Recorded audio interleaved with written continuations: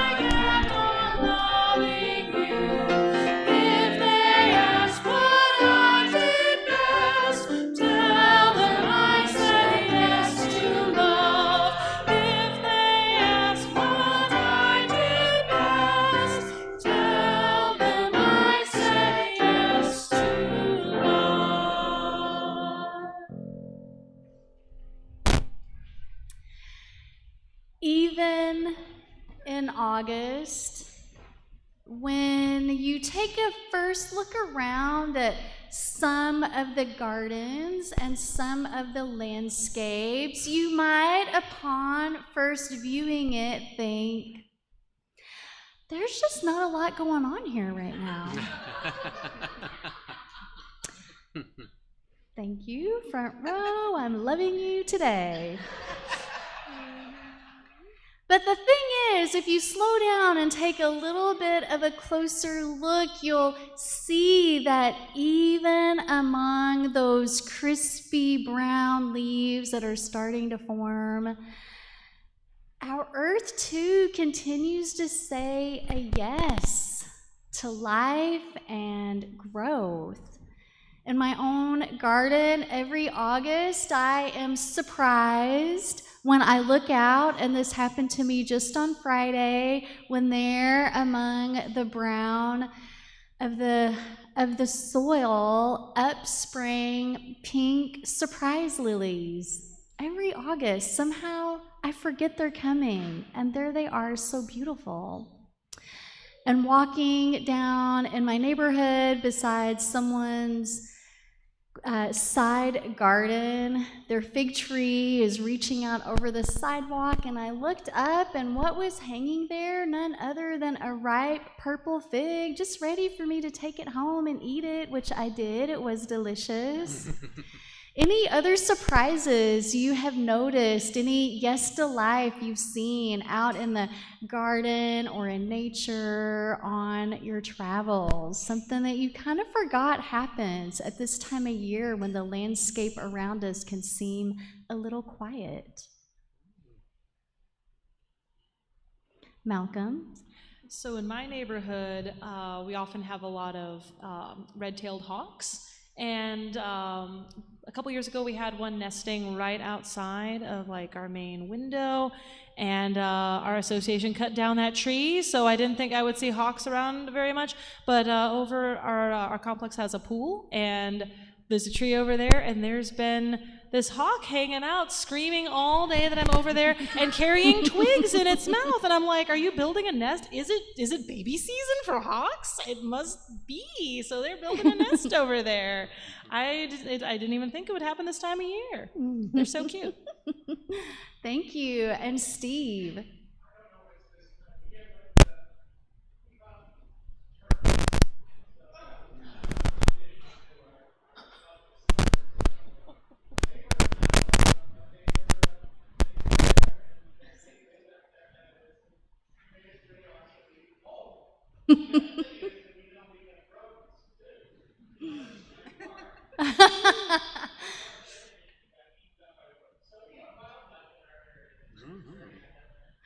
So for those of you that were not able to pick that up, Steve shared, I'm paraphrasing, that a surprise was some of the wildlife they found around their home, and some of that was termites. And I mean, they live in this world also. And so Steve, in his way, is honoring their existence, though I'm sure you're also trying to move them out. Any one more surprise or joy that you have noticed in our landscape? Jack? Ooh. Jack was up really early on Wednesday and saw the surprise of fog. What a reminder that fall will come eventually. Well, with these joys and surprises, these yes to lives that we see all around us, I'd love you to hold your own yes to life and what you see around us with our earth in your heart and mind as we share together our Throop promise to our planet. And the words for that are in the order of worship. As members of the family of living beings on earth, we are guided by the Unitarian Universalist principle of respect for the interdependent web of all existence of which we are a part. With hearts filled with love for it, eyes nurtured by its beauty, and minds ruminating on ways to protect its sacred and scarce resources, we promise to nurture the well-being of all life and of the planet itself. And I invite you to join me in a responsive reading. We gather in reverence. It's 439, which is in the back of the gray hymnal, if you want to follow along and participate.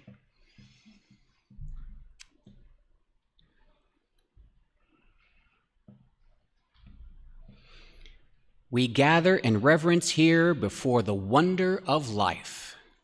The wonder of this moment. The wonder of being together, so close yet so apart. Each hidden in our own secret chamber. Each listening, each trying to speak. Yet none fully understanding, none fully understood. We gather in reverence before all intangible things that eyes see not, nor ears can detect. The hands can never touch, that space cannot hold, and that time cannot measure. A life-giving element of our Throop community life is this congregation's commitment to being a teaching and mentoring congregation to UU seminary students and new ministers. And one of the seminary students that we supported, who is now an ordained minister, is the Reverend Greg Klein. And Greg, I'd like you to come stand here in the middle of the chancel. We're not going to do anything scary to you. No. There's no one, I know, on this day, there's no one hiding back behind the choir console or, the organ console to throw something at you. Reverend Klein became part of our ministry team here in 2021, just as we were beginning the slow process of reopening our doors after being shut down for the pandemic. And Greg was instrumental in us getting our live stream operation set up. And I'm pretty sure that Greg's very first Sunday with us in person, that Greg was not only leading part of worship, but in one hand he had a box of Band-Aids. In the other hand, he had his camera with the video turned on, and with some third invisible hand, he was over at the soundboard trying to get the sound to work for our friends joining us on the live stream. Greg successfully completed his internship with us, then served as your summer minister for 6 weeks, and then became our community minister in affiliation while Greg undertook and then completed his year-long chaplain residency. Now, Greg's wife, Angela, is back, and she said, "Greg, it's time. I'm taking you home to Maryland." And so after these years of serving our congregation and other congregations and communities, Greg takes his beautiful heart for ministry to the East Coast. But Greg promises me that we'll continue to see him. Greg, when you began your ministry with us, we offered you a ritual of welcome. And now, as you leave, we offer you blessings as you continue to follow your call to ministry. And Rachel, our worship team coordinator, will lead the congregation in a litany of blessings. Congregation, your words are, "We offer our blessings to you." Your voice joined ours in so many ways, through worship, through social justice, through pastoral care. May your voice continue to love and heal our world in your new home. We offer our blessings to you. We shared our spiritual journeys with you. You helped us grow and change and do hard things as a church community. May you continue to accompany people through change and transition in your next ministry. We offer our blessings to you. You supported multiple ways for people here to connect and spark lasting friendships. May you create a sense of belonging in your next ministry. We offer our blessings to you. Your caring, compassionate energy and spirit infused the culture here. There will always be a part of your energy and spirit at Throop. We offer our blessings to you. Greg, you will continue to love the world with your ministry, with your presence. And we have a small gift for you to take, easy to pack. It's a gift, garden gifts from our Throop Learning Garden. There's some dried herb sachets and I think some dried tea that we made from plants in the garden.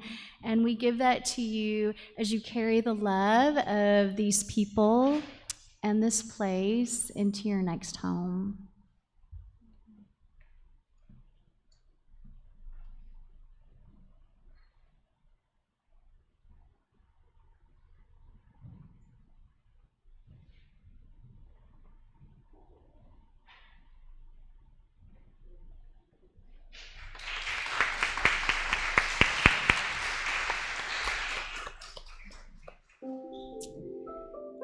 And the youngest ones among us continue to create their own sense of belonging with these people and this place and the Kids Dig In program. Young people of all ages are welcome to go with faith, and we have a practice of singing them into the program, and the words for that are in the order of worship. For you shall go out in joy.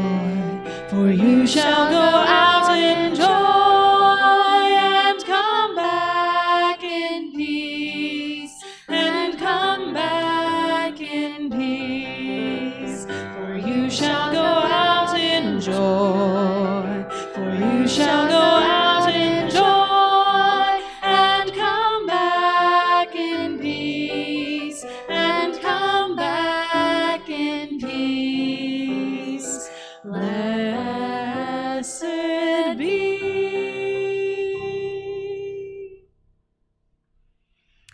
Our pondering poem is The Second Music by Annie Lightheart. Now, I understand that there are two melodies playing, one below the other, one easier to hear, the other lower, steady, perhaps the more faithful for being less heard, yet always present.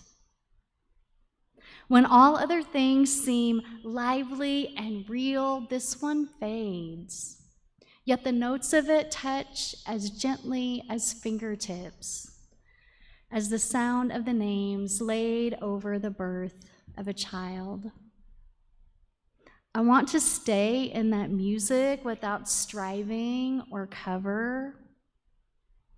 If the truth of our lives is what it's playing at, the telling so soft that this mortal time, this irrevocable change becomes beautiful, and I stop and stop again to hear the second music. I hear the children in the yard, a train, then birds. All this is in it and will be gone. I set my ear to it as I would to a heart.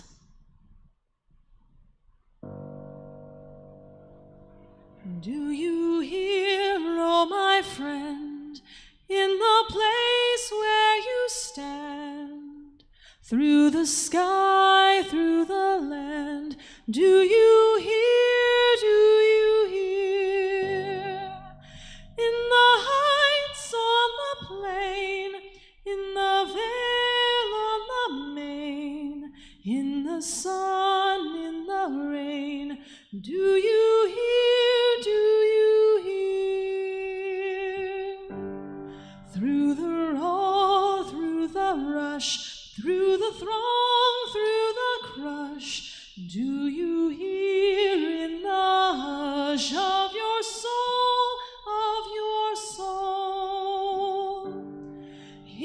the cry fear won't still. Hear the heart's call to will. Hear a sigh starting true in your soul, in your soul. From the place where you stand to the outermost strand, do you hear, oh my friend?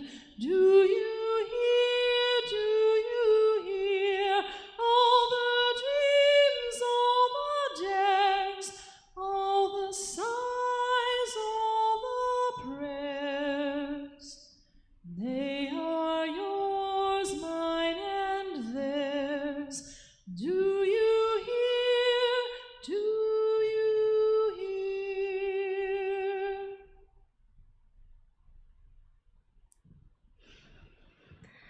This congregation does its best to help you create space in your life to hear what you need to hear and to be who you need to be. And this church is ours, and we support it through many different ways, through gifts of time and talent and treasure. This is an opportunity to offer your congregation a financial gift. You can give online. The ways to do that are in the order of worship. You may offer a gift of cash or check. Barbara is about to pass the plate down the aisle. For all the ways you support our Throop community life, our offering will now be gratefully received.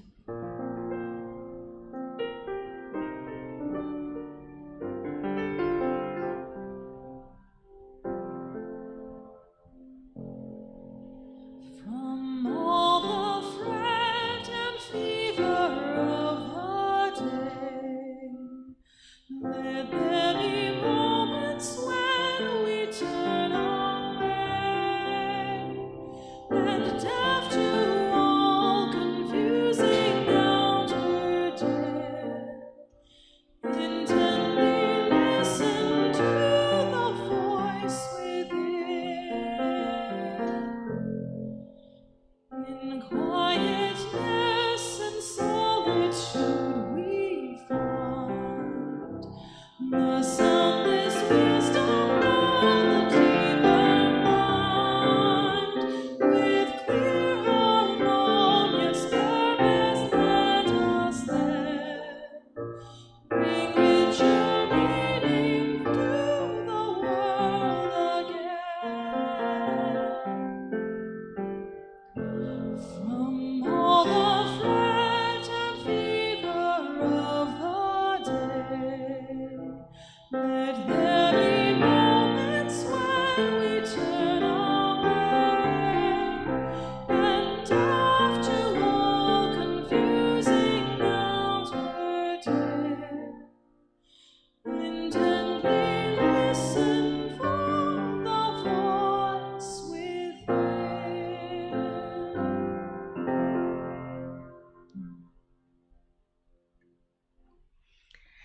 In a spirit of gratitude, we lift up all of those supporting today's worship service. Brad, thank you for running the live stream. Reverend Greg, thank you for offering the chalice lighting words. Barbara served as our greeter and our usher. Rachel for assisting with our ritual of farewell. Faith with the children's program. Choir for leading us in our opening hymn. Tom for coordinating our coffee and conversation hour after the service. Malcolm for always bringing me a little bit of a surprise in how you're going to breathe new life into these old hymns. The do here was just fantastic. Fillory for all of your administrative support during the week. So as we pause in recognition for all the ways we support our Throop community life, I'm going to invite you to share in some new updated words that you should be seeing in your order of worship. I was away for 5 weeks, and so I had all this creative energy to make little changes. Rachel, our worship team coordinator, collaborated with me on this. I know, it's different. I don't know who's going to be mad at me about it, but I only want to hear your joy and laughter and gratitude.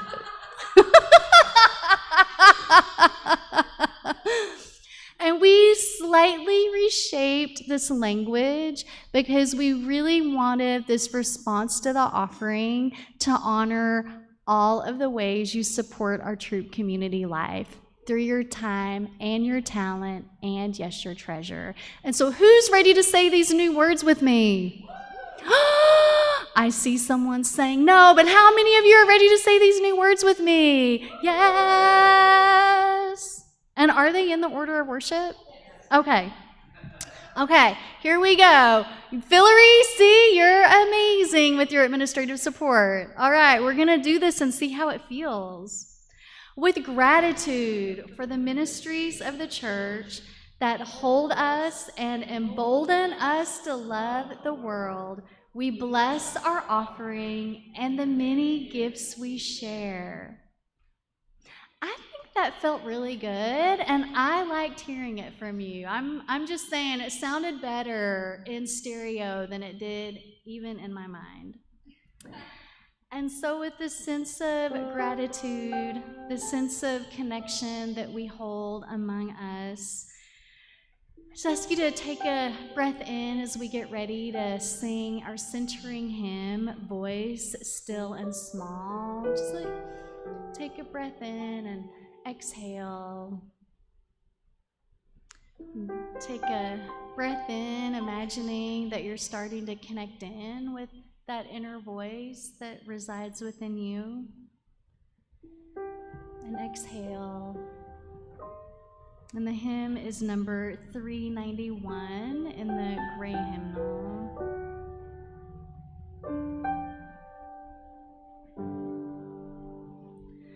Voice still and small, deep inside all, I hear you call, singing. In storm and rain, sorrow and pain, still remain, singing. Calling my fears, quenching my tears, through all the years, singing.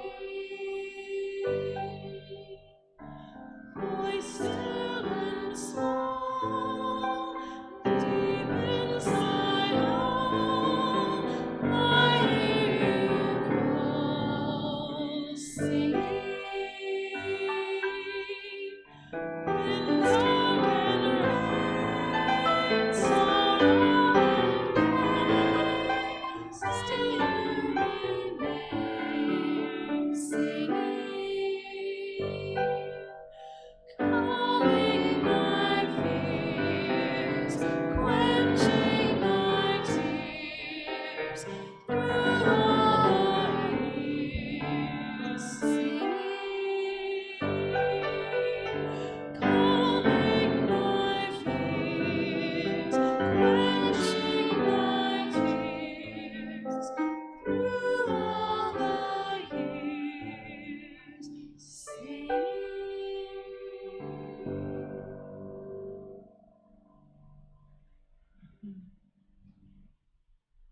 And connecting in with that still small voice, I invite you to gently close your eyes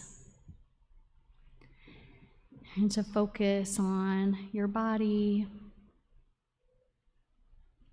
and on your breath and on your sense of yourself in this shared space. Breath of life and breath of love. In the midst of days in which we are bombarded by news, messages, media, sirens. Help us remember the power of quiet and the beauty of listening. In the days to come, give us courage to seek out times of silence so we can intentionally listen for the voice within. When we listen, what might we hear? What astonishing yes might be hiding just under the surface of the outer den? Help us befriend quiet and solitude so that we can reach inward and find richer meaning in all of our encounters. For all that is our life, we give our thanks and praise. Amen.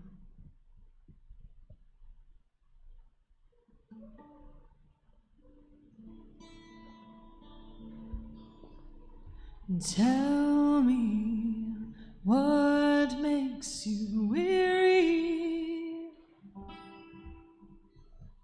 Tell me what lights up your eyes. I'll meet you there in the middle. We'll lay down and harmonize. Tell me what makes you peaceful. Tell me what you fantasize.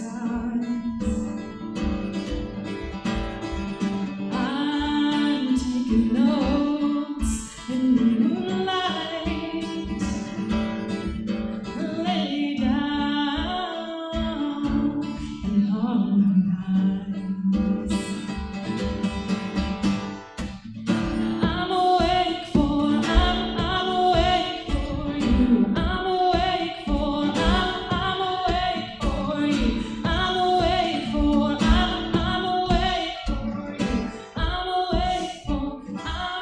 awake for you.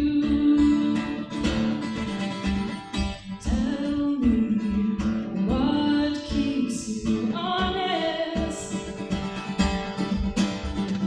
Tell me what keeps you inspired. I'll always come in the morning. We'll lay down and harmonize. Tell me what moves you ready. Tell me what moves your insides. I'll bring the soul, bring the steady. We'll lay down and harmonize. I'm awake for you. I'm awake for you. I'm awake for you.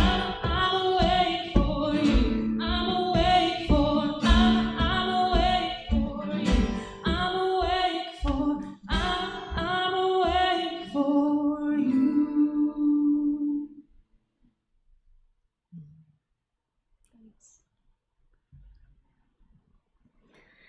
This past year, I came across a book that explored the multiple melodies and harmonies heard across the hills and valleys of our lifetimes. The book is called The Shell Seekers by Rosamund Pilcher, and it's the story of a woman's life and all of her relationships across decades with the many people in her circles. There is a scene in the book where the protagonist and her beloved are sitting beside the ocean along an English coast. They are living in the midst of World War II, and she turns to him and asks him, "What is luxury?" What would luxury be if you were alive at that particular time, in that particular place? What would luxury be? Watching people you love getting called up to serve in a war, not knowing if they were going to return? What would luxury be in that day and that time if you were living with ration books and never knowing if you would really have enough of anything? That question has followed me around all summer, tugging at my heart. At first, that question, what is luxury? It brought to mind a concept that one of you shared with me, which is the concept of lifestyle creep. Have you all heard of that? No and yes. Well, it's also known as lifestyle inflation. And lifestyle creeps describes this phenomenon where certain items that we used to consider luxuries, somehow they become our new necessities. And so amidst the fret and fever of the day, surrounded by an extractive capitalist culture, we hear the confusing outer din that shouts at us over and over again, more. What you need is more. And these cries urge us to want and to purchase if we can, or bemoan it if we cannot. More and more items, fancier cars, larger homes, extravagant multi-course meals. Really anything we don't already have. And to be honest, at one point this summer, as I was holding this question, what is luxury? I thought to myself, you know what the real luxury for me would be? It would be if I could finally buy furniture that did not also come with one of those Allen wrenches that required me to read directions and put it together. I want a piece of furniture that has already been made by someone. But the question, what is luxury? It invites us to think past procuring multiple, ever increasingly expensive items. It is asking us to go way, way past that. And if anything, at its heart, this question is an anti-capitalist, anti-consumer question. It's a question that finds you in your silences. A question that slowly spirals its way toward your core. And as it gets closer, it beseeches you to remember and reclaim the person hidden in your own secret chamber. The question is both an invitation and a challenge to hear that second music playing across our lives, to discover what bolsters us in our day-to-day living, that feeds our practice of a liberating love that supports the flourishing of all life. What is your luxury? It seems that when it comes to our personal lives, there are multiple layers of luxuries. Luxuries of the body, helping us feel physically better. Luxuries of the mind, giving us a sense of mental health and well-being. Of the emotions, reinforcing our sense of satisfaction and contentedness. If you are a person that works long hours, your physical luxury might be, I need rest for my body. Luxury becomes a couch or a recliner or a wooden pew on Sunday so your body can recuperate. If you are someone that deals with chronic pain, your luxury might be that you wake up one morning and you not only make your breakfast, but you also have the energy and ability to clean it up before taking a break. If you're under chronic stress, or if you're the person in your family who holds all the details and schedules and responsibilities, your luxury might be one of mental freedom, someone else dealing with the day-to-day while your mind is free to wander and explore. And if you are someone who takes care of someone else, or if you carry a lot of anxiety, your luxury might be time to sleep or to complete some tasks that are solely focused only on you, or having someone take care of you for a change. And what about luxuries of the spirit? Surely that is a layer as well. One of my great pleasures of my ministry at Throop, one of the gifts, is getting to know you all. And you have shared with me your spiritual journeys, how you were raised, how you grappled with the faith of your youth, and the path that led you into this religious community. Now, even those of you that grew up Unitarian, Universalist, or those of you that grew up in an affirming faith, even you experience struggles with the values or practices of the faith that you carried as a young person. But especially for those of you that spent time in a faith community that was more restrictive in terms of practice or more conservative in terms of scriptural interpretation, you have told me how good it feels to be in a religious home where your questions are welcomed and where you are free to be and explore your whole, holy, and sacred self. So spiritual luxury, for me, contains these elements: a freedom to explore theological ideas and heart-centered practices, and alongside that, freedom to explore taking responsibility for maintaining healthy boundaries and visible edges of our shared circle of love and compassion.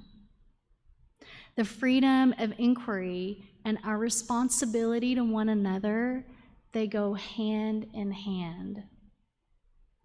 And then the third one, spiritual luxury element, is utilizing all 5 senses to pay careful and close attention to our earth, to one another, and to whatever we do or do not name as sacred.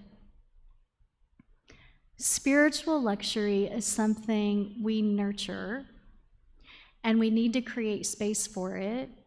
And when we do, we become more attuned to that second music playing underneath our lives. Howard Thurman is a Black theologian, mystic, educator, and civil rights leader. And Thurman wrote about the importance, a reverence really, of listening for the melody in your life. Not the easy one that's on the surface, but the one that is lower, steady, perhaps more faithful for being less heard, yet always present.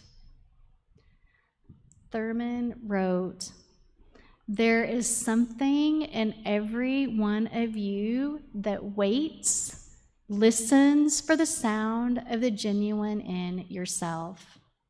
And if you cannot hear it, you will never find whatever it is for which you are searching. And if you hear it and then you don't follow it, it was better that you had never been born. Whoa, that just hit me standing here in the pulpit that I just repeated this out loud to y'all. Saying it is absolutely necessary to every part of your being to listen, to do everything you can to make space for it, and to listen to the sound of the genuine in your life, and then when you hear it, to follow it, or else.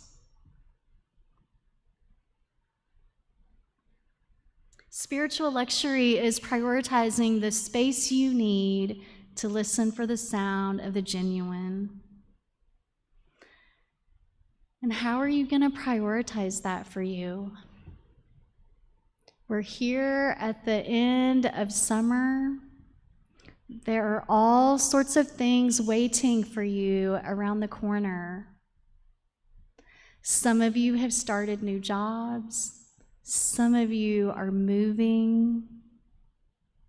Some of you have experienced a significant family transition. Some of you are wondering about your next steps in your life. Where is your internal call taking you? Some of you are wondering how you can wake up in the morning and keep going and feel this sense of urgency and purpose and meaning. Is what you're doing every day, is it what you are supposed to be doing? Each of you will determine, and each of you will prioritize in your own way how you will listen for the sound of the genuine. But the thing is, as Unitarian Universalists, we don't only listen for it as individuals, but part of our practice as a faith community is that we listen for it together. And a few things we can prioritize as a community to help each of us hear that sound of the genuine is coming to worship services on Sunday morning and letting yourself sink into the message and the music and the prayers and the time of silence. You can engage in deeper conversations with fellow congregants here in the pews about those things that truly matter to you. We join our hands together in social justice, and that is one way we Unitarian Universalists practice public prayer. Carve out space for your own learning in groups as well as individually, and do it in a way that honors your learning style. And then finally, when you're alone or when you're together, tune into your five senses and let the notes that come to you touch you as gently as fingertips. Listen to the second music. Set your ear to it as you would a heart. And let the sound of your genuine yes emerge into your life. And we sing together our closing hymn, number 151, I Wish I Knew How. It's in the gray hymnal. And I invite you all to rise up together and sing as body and spirit allow, number 151.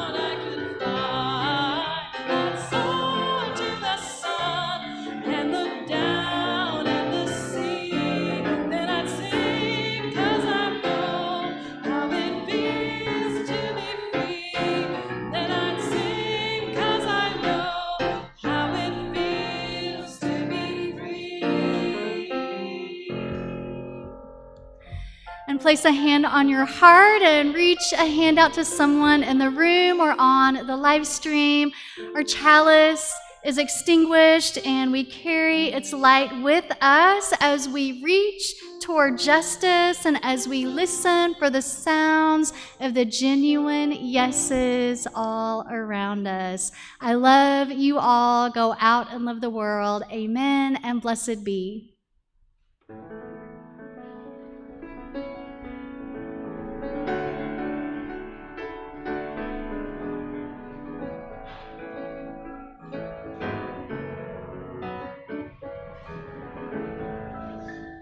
Come sing a song with me. Come sing a song with me. Come sing a song with me that I might know your mind. And now I'll bring you home when hope is hard to find. And I'll bring a song of love and a rose in the winter time. Come share a rose with me. Come share a rose with me. Come share a rose with me that I might know your mind. And I'll bring you home when hope is hard to find. And I'll bring a song of love and a rose in the winter time. And I'll bring you home when hope is hard to find. And I'll bring a song of love and a rose in the winter time.